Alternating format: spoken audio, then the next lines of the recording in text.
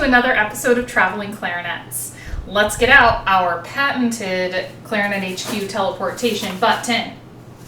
Here we go. Whoa!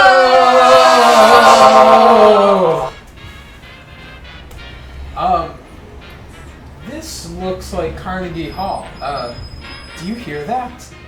I do, and you're right. This is Carnegie Hall. So I actually know when we are as well. This is January 16th, 1938, and we're hearing the Benny Goodman Orchestra.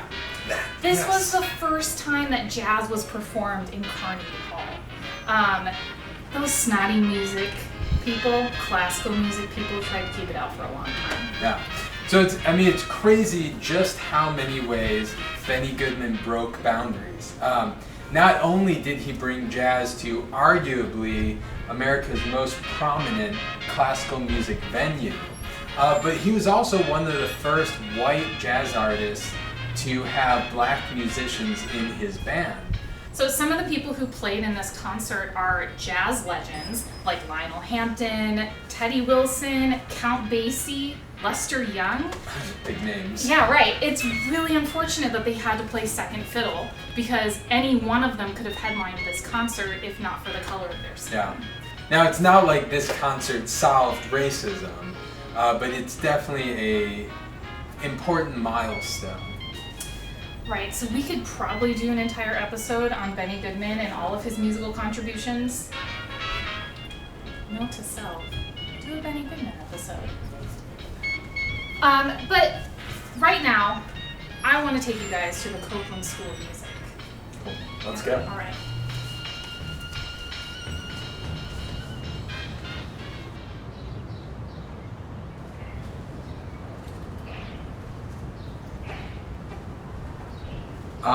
All right, so this is the Aaron Copland School of Music at Queens College in New York. Like Goodman, Copeland was the child of Eastern European immigrants, but Copeland became one of the most famous American composers really in history. He wrote works like Fanfare for the Common Man and Appalachian Spring, which if you haven't heard them, you should check them out, like right after you watch this video. Absolutely. Now, let's put these two guys together, okay? By the time Goodman gave that Carnegie Hall concert in 1938, he was super famous and super rich. It's a pretty good combination. Thankfully for us clarinet players, he was also really interested in classical clarinet music, and he had already performed a bunch of the standard repertoire. Yeah, so he decided he'd commission new works from composers. So basically, he'd go to a composer and be like, hey, I like your music, I'll give you $2,000 to write something that features clarinet. That sounds like a pretty good deal. I would take that. I would totally take that, especially because $2,000 back then was like $23,000 today. Okay. So I would kind of like to see some of the works that Goodman commissioned. Yeah, do you want me? I can show them to you. Yeah, but can we take the elevator? Absolutely.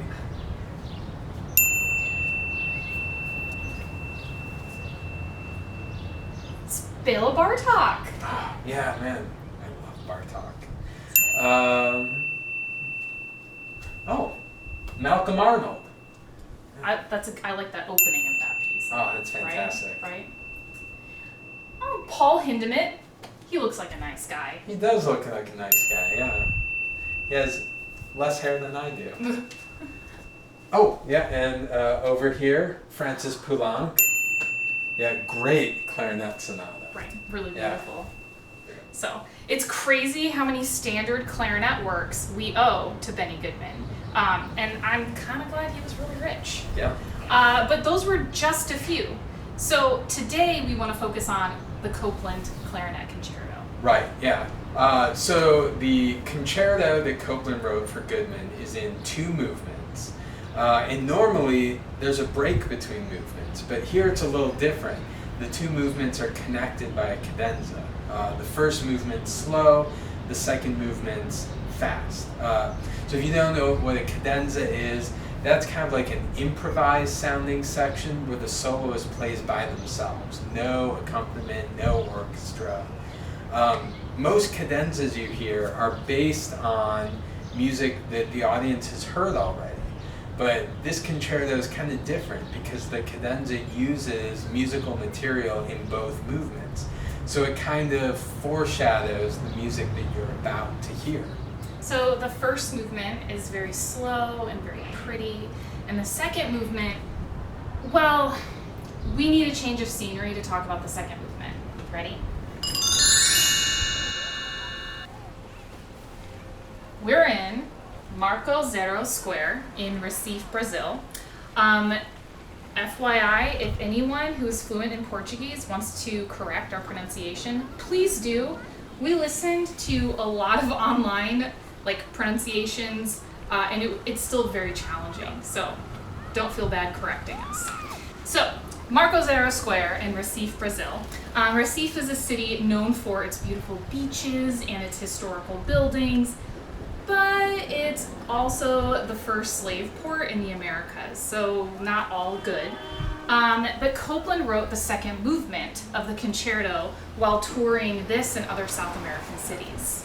So while he was here, he saw things like Frevo dancers, which looks super fun and like something I would never be able to do. And he saw people playing instruments like the berimbau, also something I'm not sure I could ever play well. And Copeland drew upon those and other things from Brazilian culture for inspiration.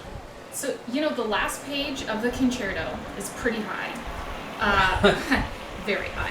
But Copeland originally wrote it even higher because he had heard Goodman playing that high before in his jazz recordings.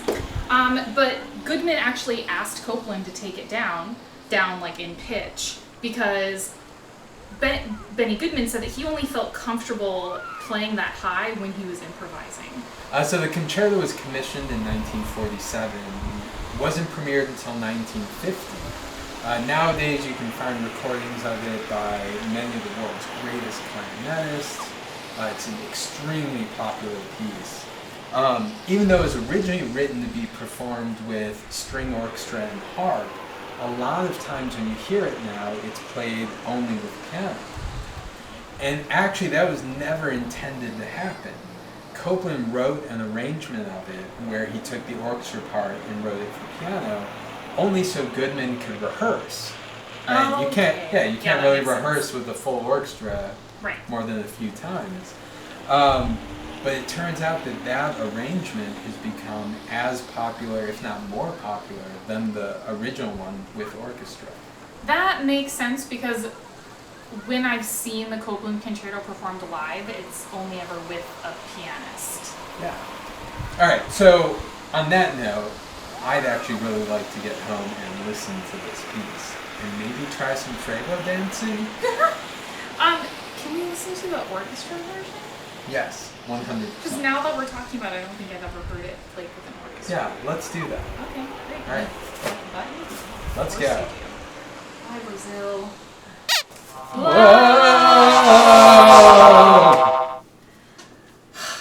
Well, thanks for traveling with us today.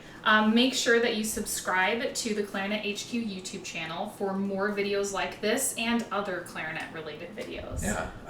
Let us know if you have any questions or ideas, and happy practicing.